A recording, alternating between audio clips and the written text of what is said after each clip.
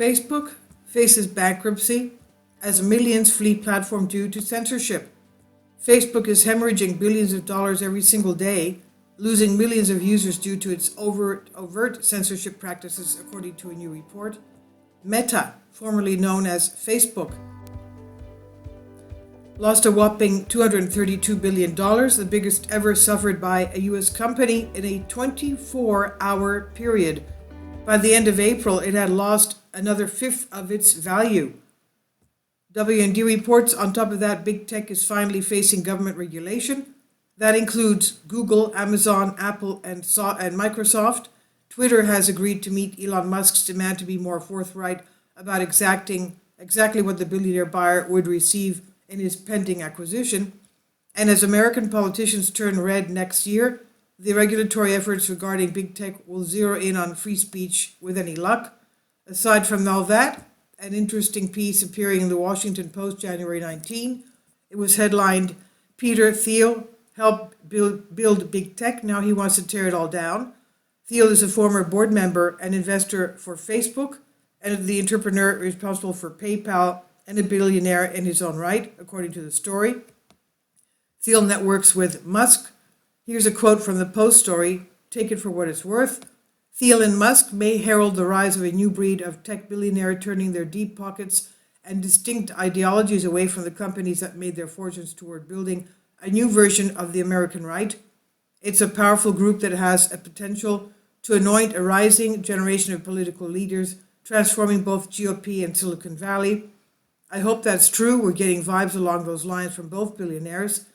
Consider Thiel colleague Vivek Ramaswamy, co-founder of Strive Asset Management, who says his firm will pressure CEOs to steer clear of environmental, social, and political issues.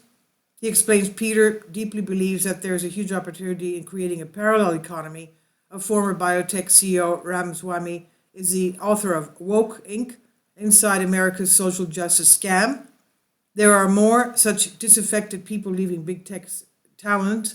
The signs are everywhere, perhaps more than anything else. The sheer size, influence, and wealth of these big tech companies is raising concerns and painting bullseye on their backs. Now, if successful efforts to curb the power of these firms will change the world as we know it, says recent Newsweek piece, it will either mean reducing our dependence on the digital tools these companies have pioneered and largely offer for free, or open up competition with new tech companies that aren't so quick to invade privacy, transmit disinformation, spray advertising, and support our worst behaviors. It adds, big tech is facing a reckoning. It won't go down without a fight, but there may be little it can do to stem the backlash. And there's more good news. The public seems fed up with being tracked by tech giants. An October survey conducted on the Public Affairs Council and Morning Council found that Americans rank the tech sector near the bottom of all major business sectors in trustworthiness. Only the pharmaceutical, health, insurance, and energy industries earn less trust. That's a huge shift from just 4 years ago, when the same poll found that the tech industry was deemed the most trustworthy.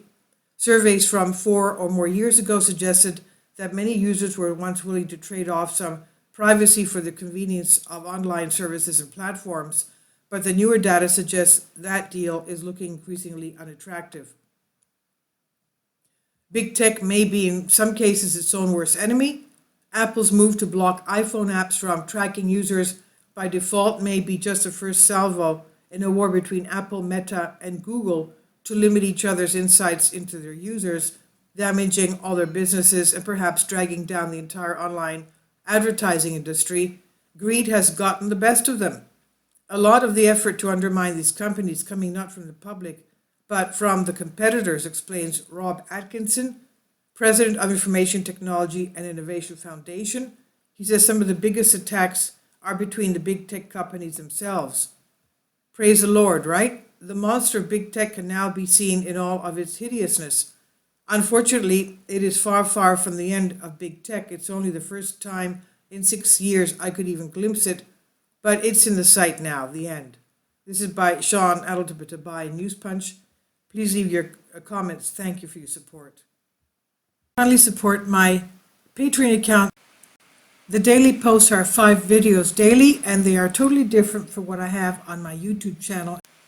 Thank you so much for your support and that you find all my content so interesting. You'll find the Patreon account details in the description box below.